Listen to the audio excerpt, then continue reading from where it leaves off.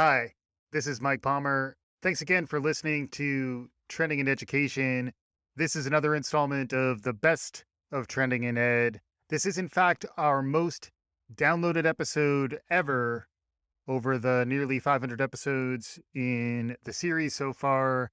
This is with Dr. Rich Milner, who's a professor of education out of Vanderbilt University. He's been doing amazing things since we first interviewed him back in the summer of 2020 when everything was roiling. It was the summer of Black Lives Matter. Rich provided really relevant and insightful perspective based in part on his book, Start Where You Are, But Don't Stay There. Rich is an important thinker on issues of diversity and teacher education, trying to understand how best to educate our teachers so that they're able to engage with difference, so that we're able to mentor and support teachers of color entering into educational pipelines, and so that we can continue to push to provide a truly equitable and inclusive education to everyone out there.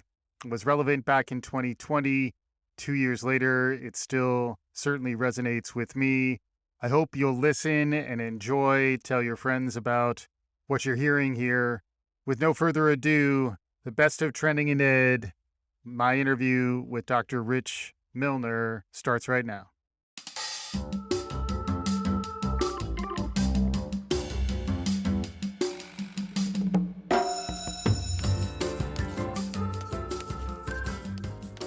Welcome to Trending in Education. Mike Palmer here, as always. Delighted to be joined this week by Dr. Rich Milner, who's a professor of education at Vanderbilt University.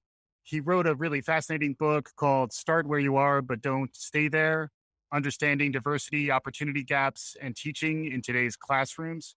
It was a fascinating book back in 2010 when he first wrote it. It's just been republished by Harvard Education Press. Rich is a fascinating thinker, and I'm really excited to get his perspectives, not just on his book, but also on the really complex world that we're living in here in 2020. Rich, thank you very much for joining us, and welcome to Trending in Education. Thank you so much, Mike, for the invitation. I'm really honored to be here. Your dedication of the book was to your twin daughters who just turned 10 or in their 10th year. 10 years ago, you put together this book which is talking about opportunity gaps and teaching in today's classroom. It's still so relevant that it's now being reprinted and updated. And then, obviously, in light of the complex year that we're living in, COVID and Black Lives Matter and George Floyd and everything, the world is extremely complex. And being a teacher is extremely challenging. Throughout everything I've read from you, you've talked about the importance of empathizing. Teachers have a tough job, but I think a lot of what you talked about back in 2010 is still extremely relevant. Can you provide a top level framework for our listeners around what you were trying to go after when you put this book together? Yes, I think that's a really great question. When I wrote the book, I was really interested in supporting, at that time, in 2010, I was working with pre-service teachers. So teachers who were yet to go into classrooms, pre-K to 12 classrooms full time. And I was looking for a text that really allowed teachers to reflect about, think very seriously about the role of diversity and equity in ways that could really complement the fabric of the content in which they would be teaching. And so the initial goal was I really was looking for a text that allowed me to help teachers cultivate learning related to race. So many of our teachers entered the classroom without any conceptions of race, or very little. Most of them were white, they were middle class, they had great intentions, Mhm. but they carried with them a colorblind orientation, if you will, that did not allow them to look past their own race and their own white privilege, quite frankly. Mhm. And I often say that the issue, and one of the things I've tried to help educators understand in general, is that the issue is not so much of people living in white bodies as much as it is about how people use their whiteness to maintain the status quo. One of the things that I thought was really important in this work and developing the framework was to really help teachers understand and help developing teachers understand that they play a role. There are no neutral spaces in this work. They're either working for racial equity, gender equity, or they're working against it. And so the first tenet of the framework is this notion of the mindset of rejecting color blindness. The second tenet is really about understanding cultural conflicts and developing understandings of the ways in which our cultural ways of being, our cultural practices impact what we decide to teach, what we decide to emphasize in teaching, how we evaluate student learning, who we decide, the students who we decide are smart and capable of success are all shaped by our own cultural experiences and our own sort of cultural ways of being in the world. Mhm. Third tenet of the framework is around this the idea of rejecting meritocracy, or really thinking about the myth of meritocracy. So for most of the students with whom I work, they believe that they are where they are, like because they work hard, they follow the law, and they perform, and they are at their sort of rightful place Mhm. in the work, and they don't understand necessarily how systems have operated to privilege them in particular kinds of ways. So a lot of it is shepherding really good-hearted, well-intentioned individuals as teachers into spaces where they understand that they sit where they are Mhm. because of opportunities that they've had that others may or may not have experienced. The fourth aspect of the framework is really related to expectations, rejecting these deficit mindsets that so many educators hold, right? And some of it is implicit. They only focus on what young people don't have. Right. So the very way we think about what they don't possess. It's this idea that students are developing in that every individual brings a level of strengths and assets Yep. into the community. And then the fifth component of the opportunity gap framework really is around place and context. And so helping teachers understand that they are teaching in a particular place at Mhm. a particular time with particular people, I think is also important in understanding place versus space. So understanding that the place might be broad, right? But the space in which they're working might be more macro. It's the intricacies embedded in that. And so the initial book, the 2010 book, really attempted to showcase teachers in different contexts from different racial and ethnic backgrounds, from different socioeconomic status, and so forth, really succeeding in populations with groups of folks who are very different than they. Yeah, yeah. And there's a lot to build on there. So thank you for going through the framework, as now we can hit it however it makes sense in the context of the rest of this conversation. I will say it definitely resonated with me. My wife, as I mentioned, who has a background in education as well, also was really struck by the framework. Also, nice tables. I really enjoyed the tables in the book. They help synthesize this stuff and really can help you kind of grab hold of some of the stuff, which can feel a little abstract at times. And it felt a little more practical and applied in its orientation, which I definitely appreciated as well. So, fast forward 10 years from the publication of that book, now we're in a time that is more racially charged. Maybe the 1960s was the last time this level of activation against racial inequity and the right to protest against inequity and restorative justice and all the things that are now very top of mind around Black Lives Matter. And then on the other hand, you have this once in a century pandemic, is the way at least it's being characterized. Who knows? But the confluence of those two things have been profound for all of us. Many of the shows as a trend spotting show that we're doing nowadays are talking about those things. So I'd say taking the framework that you had, which I think is still enormously relevant, but the contexts in which it will be applied are kind of upside down.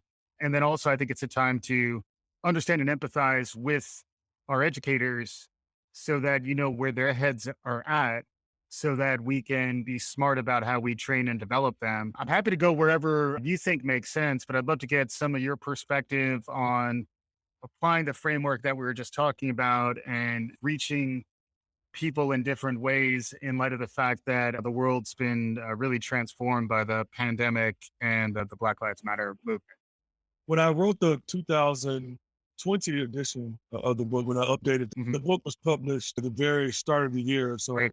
prior to COVID, prior to the sort of resurgence of Black Lives Matter, of Hmm. the Black Lives Matter movement.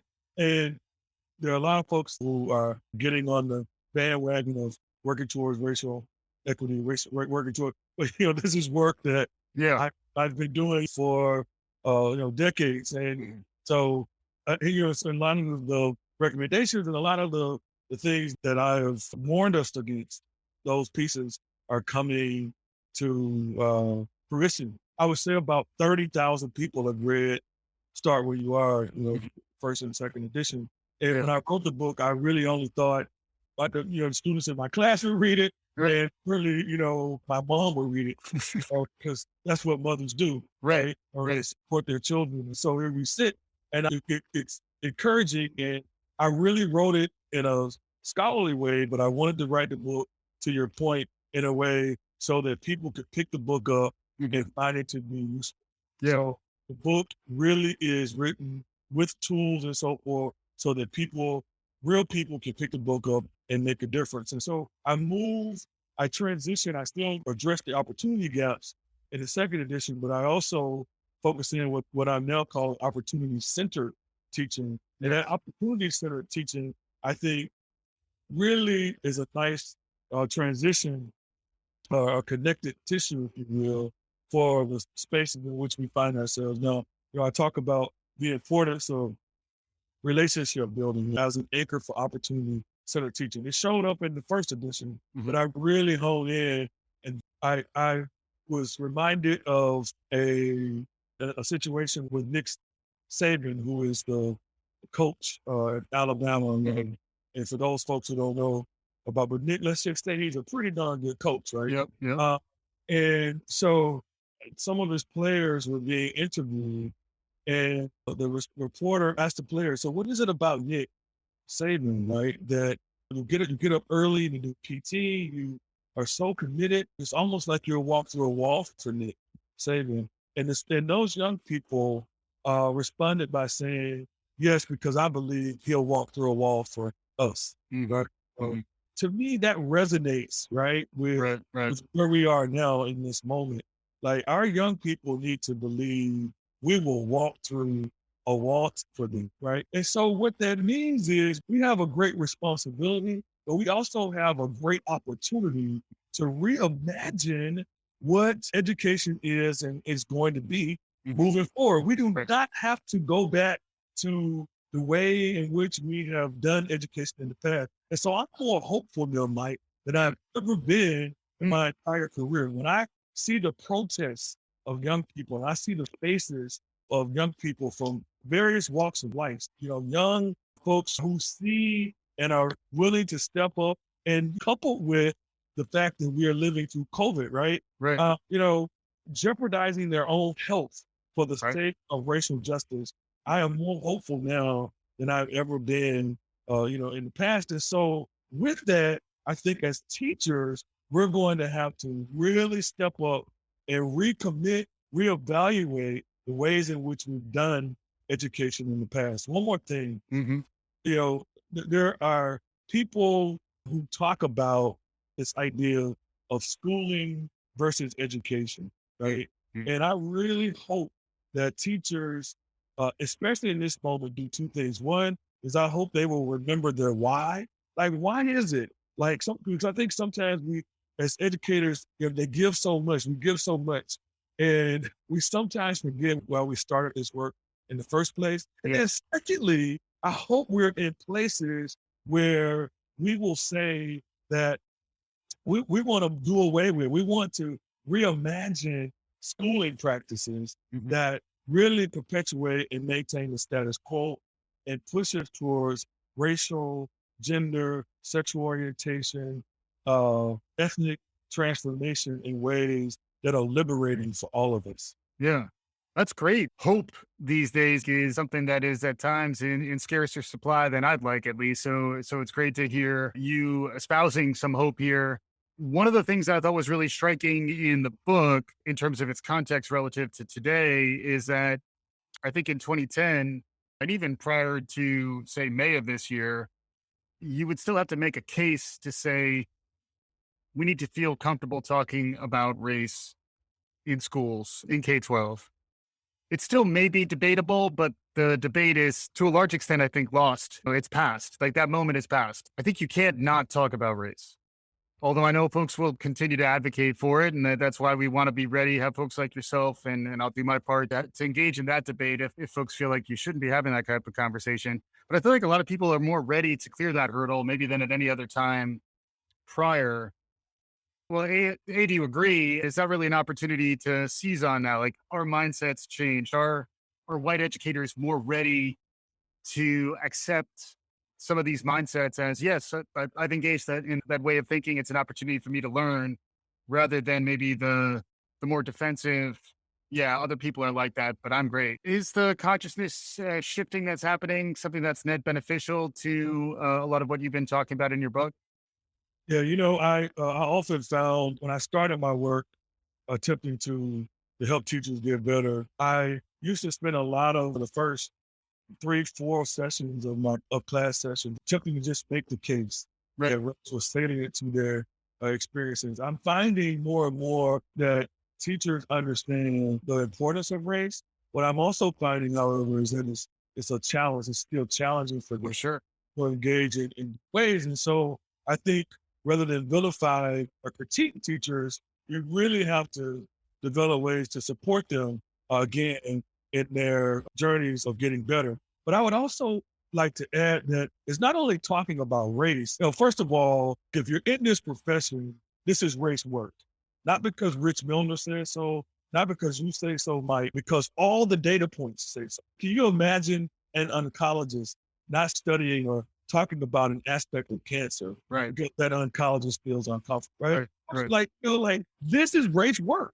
Right. So if that's not what you feel comfortable doing, you got to do one or two things. You got to build that muscle of comfortability, or you got to find a place to go and to do work, because this is race work, and until we penetrate that race piece, we are not going to get very far, even within this moment. The Right. other point that I want to make is it's not only about race and racism, but it's also about what some of my colleagues are calling anti-Black racism, right? Mm-hmm. So there's a difference between talking about racism generally and talking about anti-Black racism. What we're experiencing in this country is anti-Black racism at a rate unlike anything we've ever seen Mm-hmm. in the past. In a lot of ways, we're taking backward steps when you look at the national discourse and so forth, Mm-hmm. rather than the discourses forward. So when you think about the murders of Breonna Taylor and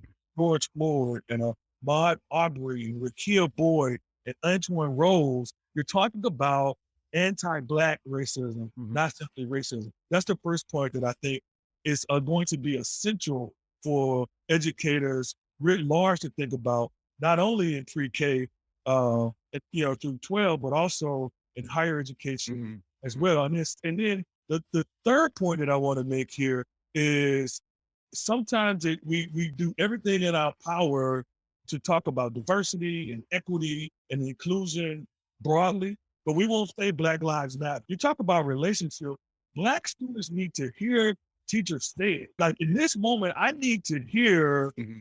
my white brothers and sisters say Yeah. Black Lives Matter. So I want to be clear here that the languaging around what's happening is also essential and will be an anchor for what's possible moving forward. Yeah. Isn't it in part that we don't want to say the wrong thing, and avoidance and denial is something me and my co-host talk about a lot when it comes to race? Like avoidance and denial just allows us to quote unquote get on with our lives rather than do the emotional work of leaning into these conversations. And also some of it is accepting things about yourself that you're not proud of and just understanding, okay, That's something for me to work on. But I think modeling the right way to engage in this conversation and even like taking on a little bit of discomfort as a white person. Some things should hurt, like, there are some things that should not actually be sugar coated and blows that shouldn't be softened. Like some of these things actually do need to be felt. Any thoughts on how to build the space so that people can actually feel this stuff? Because I think we tend to equate being emotional with danger and risk, part of which I think is real, but it feels like it's probably more part of the teaching mission than the cognitive side. But we spend so much time talking about how to like tell them the right words rather than tell them how to work through their feelings. Yeah, I think that's a really important perspective and question. I want to go back to the title of the book. Start where you are, but don't stay there. The intentional title. So if you don't feel comfortable, doesn't mean that that's the end of the story, right? But if you don't feel comfortable, you have to work at it Right. because young folks' humanity Yeah. is at stake here. And is it emotionally charged? Charged, yes. Mhm. Can it be challenging? Yes. Yeah. Right. But Right. not as challenging as it feels when I am walking down the street and racially profiled, or when I'm pulled over by the police, and Mhm. right. So that's even harder. Right. So it's not easy work, and so it's really what I try to do and start where you are is shepherd educators into a process of deep self-reflection, really powerful examples of what they can and should do. Because what we know from good research is that individuals make systems and structures and mechanisms. So we often talk in the abstract that the system won't allow for it, or Right. these structures are in place. But guess what? We're the structures. Right. We're the system. We're the people who contribute to inequity, Mhm. albeit unknowingly, in the work that we do, and in the work that we don't do. Right. And so, reading together, book studies, building relationships between and among each other are critical. There's a beautiful book by Stevenson. The title of it is Just Mercy. And one of the recommendations he makes is you should spend time with someone who is not like you, Mhm. right? That's one of his big recommendations. It's very difficult to hate someone, to discriminate against a group of people with whom you grow to know deep. And until we move outside of our comfort zones, Mhm. Mhm. right, and really try to get to know people outside of our own communities, Mhm. whether it's racial, ethnic, language, Sure. we probably won't get very far. Mm. And so when we talk about practically getting better, that's one of the things that we can do very intentionally. And there are lots of prompts in the book to help get people there. Yeah, it does provoke some reflection, and I do think to me, I kind of analogize to the gym metaphor. Pain is weakness leaving the body. Pain is ignorance leaving the body. So like if this stuff hurts, it's because your consciousness needed to be elevated. Like I know for myself, there were times when I thought color blindness. That was just how I thought. Like I don't see race. Like I actually I've said that in my life. I'll own it. And I had to understand why that was a position of privilege.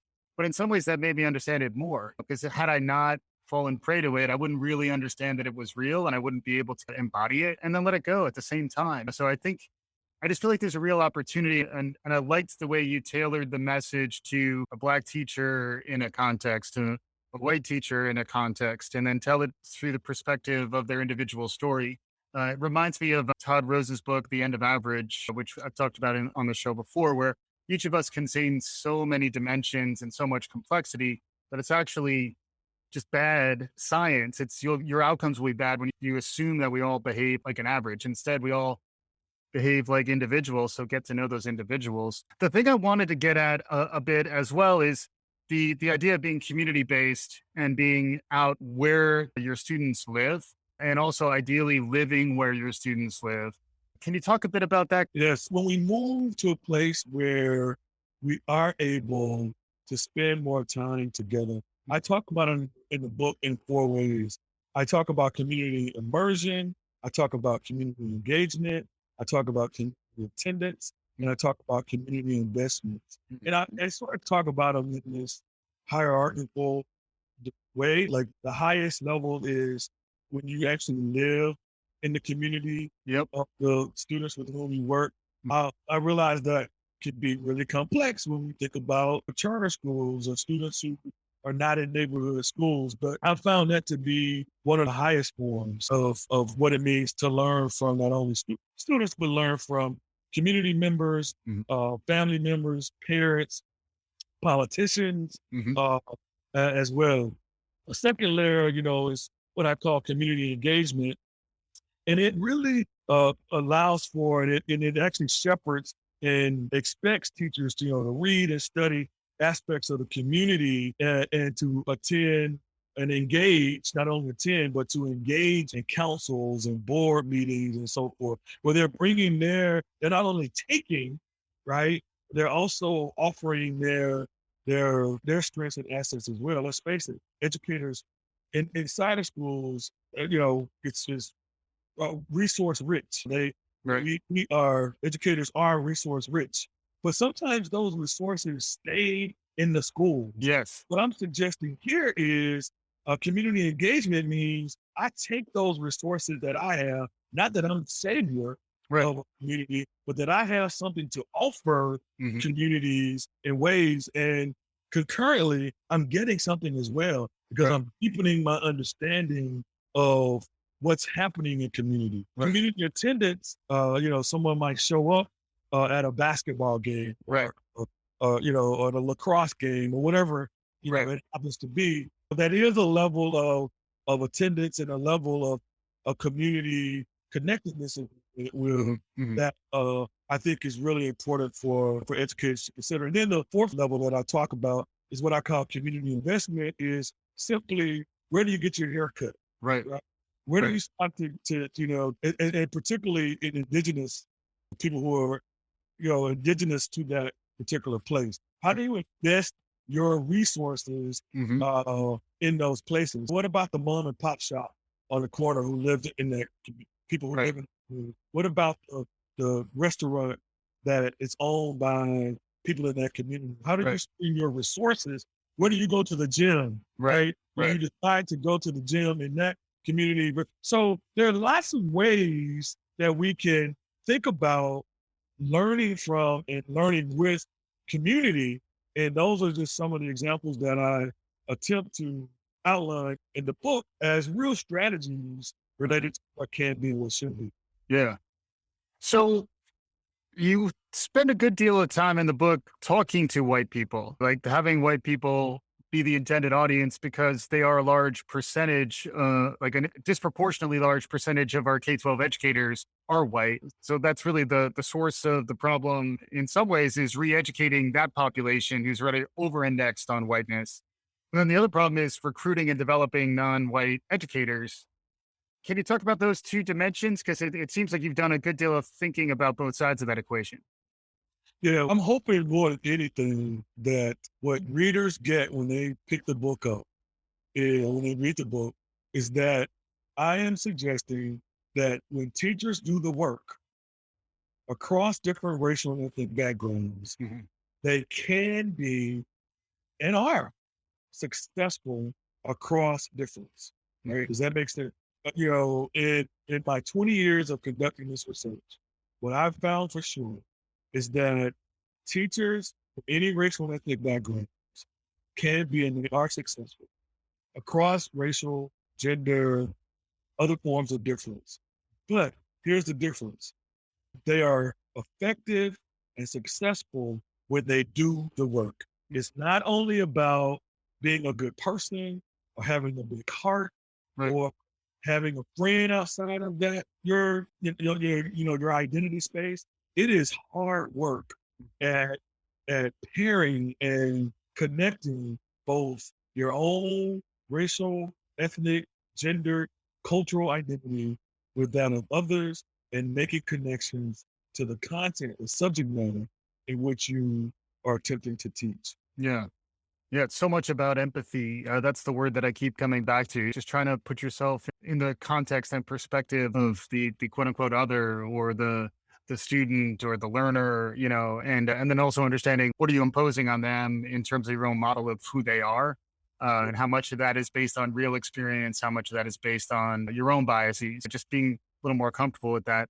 I would love to get more from you in terms of how to act, like how to take action now. Reaching people these days and the level that they need to be reached, I think is easier in person, face to face, shoulder to shoulder.